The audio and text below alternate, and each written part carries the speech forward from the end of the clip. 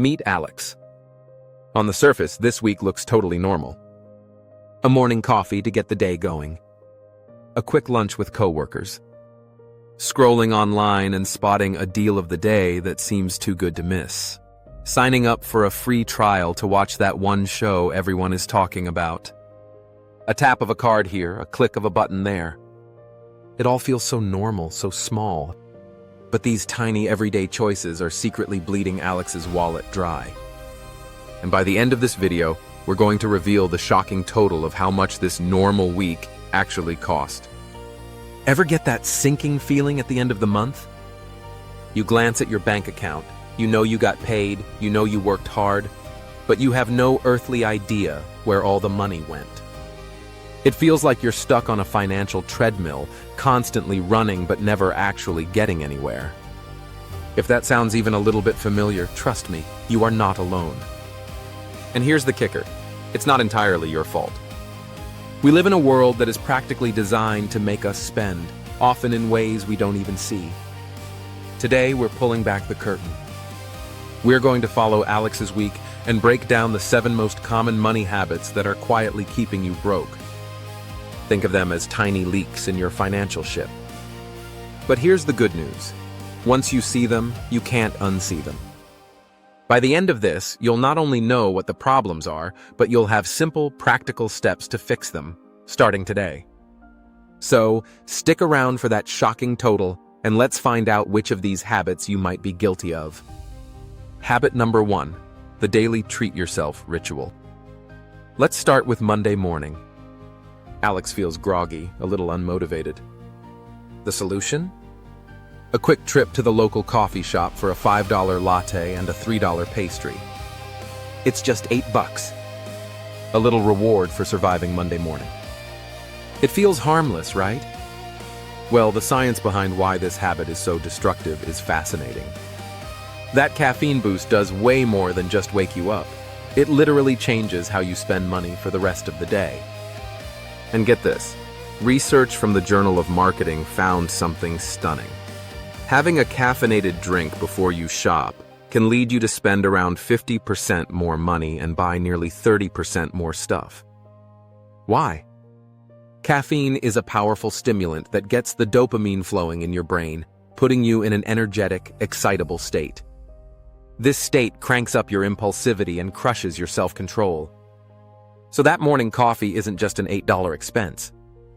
It's a chemical trigger that makes you way more likely to say yes to other impulse buys all day. That coffee makes it easier to grab an expensive sandwich for lunch instead of eating the one you packed. It makes you a sitting duck for those targeted online ads. The study found that caffeinated shoppers didn't just buy more, they bought more fun, non-essential things like scented candles, fragrances, and other stuff they had zero intention of buying. And let's just do the math on the coffee itself. A $5 coffee every workday is $25 a week. That's $100 a month. That's over $2,200 a year for a 10-minute treat. The solution. Look, I'm not going to tell you to give up coffee. This is about breaking the link between the ritual and the ridiculous cost. Brew your own amazing coffee at home. A one-time investment in a good coffee maker and an insulated thermos can save you a fortune. If it's the ritual you crave, then make the ritual at home. If you absolutely must buy coffee, make it a deliberate, once-a-week treat, not a daily reflex. And whatever you do, try not to shop right after your morning brew. Let the caffeine buzz settle down before you let your wallet out. Habit number 2. The "it's just a few bucks" mentality. On Tuesday, Alex pops into a convenience store for a bottle of water and grabs a chocolate bar at the checkout. It's just $2. Later, Alex pays for parking with an app and doesn't blink at the $1 convenience fee. While scrolling online, Alex finds a cool phone case for $7 and clicks buy. None of these purchases feel like a big deal. But this is what we call death by 1,000 cuts. This is the "it's just a few bucks" mentality. Each transaction is so small that we write it off. It doesn't trigger the same financial ouch that a big purchase does, so our brains don't register it as a threat to our budget. But these tiny, invisible purchases are often the biggest source of financial leakage. One person on Reddit analyzed their spending and was floored to find they had made 215 purchases of less than $10 in a single year, adding up to over $1,100.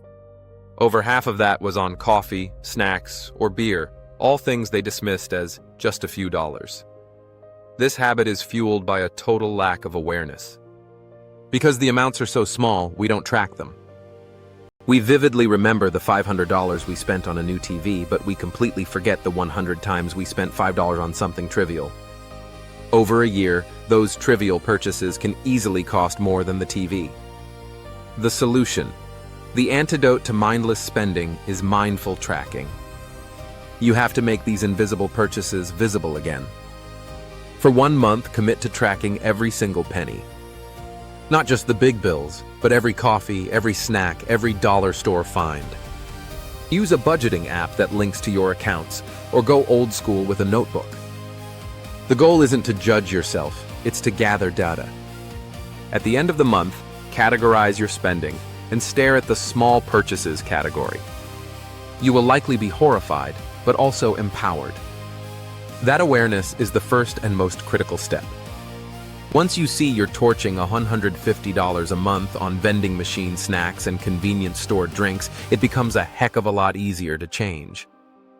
Habit number 3, the subscription tsunami. On Wednesday, Alex gets an email. A free 30-day trial for a new streaming service just ended, and the first payment of $15.99 has been charged. Whoops. Alex completely forgot about it. Later that day, a notification from a meal kit delivery service announces this week's $70 box is on its way. Alex meant to skip this week, but forgot again. Welcome to the subscription tsunami. In today's economy, you don't just buy things, you subscribe to them.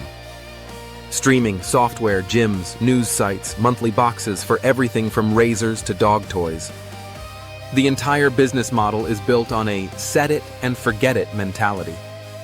Companies know that once they have your credit card, your own inertia is their best friend. They are literally banking on you not paying attention.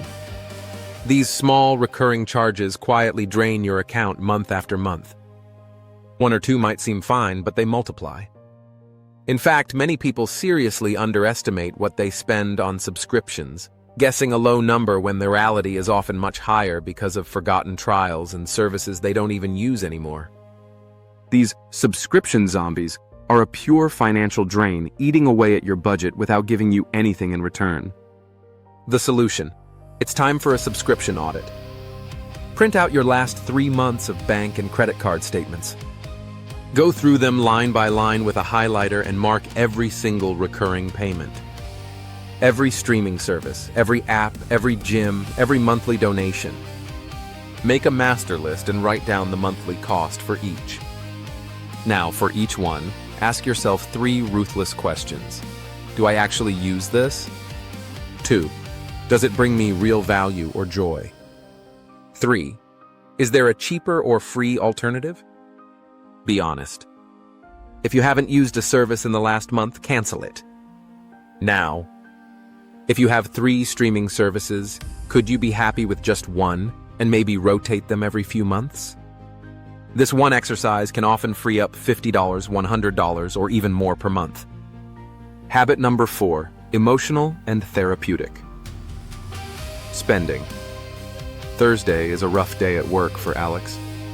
A deadline is breathing down their neck, and a tense conversation with a boss leaves Alex feeling drained and unappreciated. On the way home, Alex decides to stop at the mall. I deserve a little something, Alex thinks. An hour later, Alex walks out with 2 new shirts and a pair of shoes, a $180 hit. That little dopamine hit from buying something new provided a temporary lift, a feeling of control. But by the time Alex gets home, the thrill is gone, replaced by a new feeling, guilt. This is emotional spending, and it's one of the sneakiest money traps. It's using shopping to cope with stress, boredom, or sadness. The purchase isn't about the item. It's about chasing that temporary emotional high. The problem? It's a terrible and very expensive form of therapy. The good feeling is fleeting, but the financial damage is real. This is powered by impulse buying, making unplanned purchases for instant gratification. And our modern world, with its one-click ordering and ads that seem to read our minds, is a minefield for emotional spenders. You have a bad day, you open your phone, and an ad shows you the perfect thing to make you feel better. Click. It's on its way. The barrier to spending has been obliterated, making it easier than ever to make bad choices when you're feeling vulnerable. The solution. The key here is to create friction and find better coping mechanisms. First, use the 24-hour rule. If you feel the urge to buy something unplanned, especially if it's over $50, put it in your online cart and walk away. Force yourself to wait at least 24 hours. This cooling off period lets the emotional impulse fade so you can make a rational decision. More often than not, you'll realize you don't actually need it. Second, find new ways to handle your emotional triggers. If you're stressed, instead of going to the mall, go for a run, call a friend, or take a long bath. Make a list of free things that genuinely make you feel better and turn to that list when you feel the urge to spend. It's about replacing a destructive habit with a constructive one. Habit number 5, the invisibility of digital money. On Friday, Alex goes out for dinner and drinks with friends. The bill comes to $65. Alex taps a credit card without a second thought. On Saturday, it's grocery time. The total is $150. Again, a quick tap of the card. All week, Alex has used plastic for almost everything. The physical wallet is still full of cash, but the digital wallet has been working overtime. This brings us to a huge psychological factor in modern overspending: the invisibility of digital money. Paying with a card is just less painful than paying with cash. When you hand over physical bills, your brain registers a tangible loss. You see the money leaving your hand. It feels real. Tapping a plastic card, however, feels abstract. The payment is disconnected from the purchase. Research shows this effect time and time again. One study found people were willing to spend significantly more for the exact same things when paying by card versus cash. Another found the average credit card transaction is over $100, while the average cash transaction is just $22. We even use different payment methods to lie to ourselves. Studies show that when a purchase is hard to justify, like buying candy, people prefer using cash because it leaves no paper trail, letting them forget the guilty purchase. The solution: you have to reintroduce some of that pain into your payments. The solution is simple but not easy. Start using cash for your variable spending categories. These are your personal danger zones: groceries, dining out, entertainment, coffee. At the start of the week, pull out a set amount of cash for each category and put it in labeled envelopes. When you go out for dinner, you can only spend what's in the dining out envelope. When the cash is gone, it's gone. No tapping your card for just one more drink. This forces you to be incredibly conscious of your spending in real time. It makes every dollar feel real again. Habit number 6, the hidden cost of convenience. It's Sunday and Alex is feeling lazy. Instead of cooking, it's time to open a food delivery app. The meal itself is $20, but by the time we get to checkout, the total is $34. There's a delivery fee, a service fee, a fuel surcharge, and then the tip. That's a 70% markup for the convenience of not leaving the house. This is the convenience tax. We live in an age where we can get almost anything delivered to our door, often in hours. But this convenience comes at a steep and often hidden price. Delivery apps are notorious for this. These fees for grocery delivery, restaurant meals, and ride-sharing can add hundreds, if not thousands, of dollars to your annual spending. The problem is these fees are presented as tiny little add-ons at the very end, so we underestimate their impact. A $4 delivery fee doesn't sound bad, but do it multiple times a month, and it adds up fast. Americans who use these services spend hundreds of dollars a year just on the fees and tips alone. We are paying a massive premium for the luxury of avoiding minor inconveniences. The solution: plan for inconvenience. The opposite of convenience isn't hardship, it's planning. We pay for food delivery because we're tired and haven't planned a meal. The solution? Meal prepping. Spend 2 hours on Sunday making simple, easy-to-reheat meals for the week. It saves you a fortune and is usually way healthier. For online shopping, just choose standard shipping. A little anticipation can actually make you enjoy the item more when it arrives. Before you click, ask yourself, is this convenience really worth $15? Frame it in terms of its true cost, and the decision becomes much clearer. Habit number 7. Ignoring the smallest bills. Throughout the week, Alex has been racking up small debts. A $35 late fee on a credit card payment missed by one day. A $4.50 ATM fee for using an out-of-network machine. But a bigger issue is brewing. A large balance is sitting on a high-interest credit card, quietly accumulating interest every single day. This is the habit of ignoring the small print and the slow bleed of debt. We focus on big payments like rent, but we overlook the penalties from being disorganized. Late fees are literally just setting money on fire for no reason. And relying on credit cards means every purchase becomes more expensive thanks to interest rates that are often over 20%. Even a small nagging debt is a constant anchor on your financial progress. It's a guaranteed negative return on your money. While you're working hard to earn a salary, that debt is working just as hard against you, 24/7. It's a fire you have to keep feeding with your income, preventing that money from being used to build wealth. The solution: automate and attack. First, for all your regular bills, credit cards, utilities, phone, set up automatic minimum payments. This is your safety net. It guarantees you will never get hit with a late fee again because you forgot a due date. You can always pay more manually, but the minimum is covered. Second, you have to attack your high-interest debt with intensity. This debt is an emergency. Find every possible dollar you can cut from your spending. Take all that money you saved from auditing subscriptions and brewing your own coffee and throw it at your smallest, highest interest debt first. This is the debt snowball method. Once that's paid off, roll its payment into the next smallest debt. This builds momentum and gives you quick wins, which is crucial for staying motivated. Getting out of debt is the closest thing to a guaranteed investment you can make. The shocking total NAMP. Conclusions. Let's go back to Alex's normal week. How much did it all actually cost? Monday, $8 for coffee and a pastry. Tuesday, $10 in small mindless buys. And Wednesday, $16 for a forgotten subscription plus a $70 meal kit. That's $86 on Thursday, $180 in retail therapy. A Friday, $65 for dinner and drinks. Saturday, $150 for groceries. Sunday, $34 for one food delivery meal.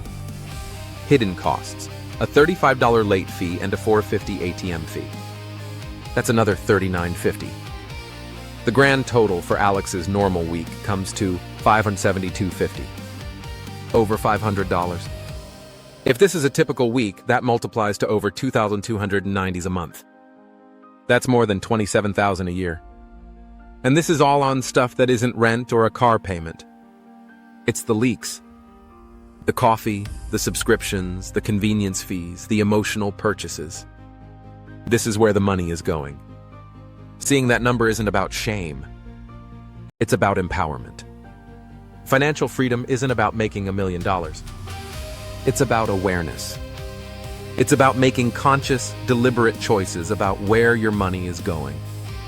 It's about plugging the leaks one by one. You don't have to fix all 7 of these habits overnight. Just pick one. The one that made you cringe the most. Start there. Master it. Then move to the next. By shifting from mindless spending to mindful choices, you take back control. You stop letting your money just vanish and you start directing it towards the life you actually want. So I want to turn it over to you. Which of these 7 habits hit a little too close to home? Was it the daily coffee, the subscription creep, or the late-night Amazon browse? Let me know your biggest money drain in the comments below. Reading through them helps us all realize we're in this together. And if you found this video helpful and you're ready to take back control of your finances, do me a favor and hit that like button, subscribe, and ring that notification bell so you don't miss our next video, where we'll break down how to create a simple budget that you'll actually stick to. Thanks for watching, and I'll see you in the next one.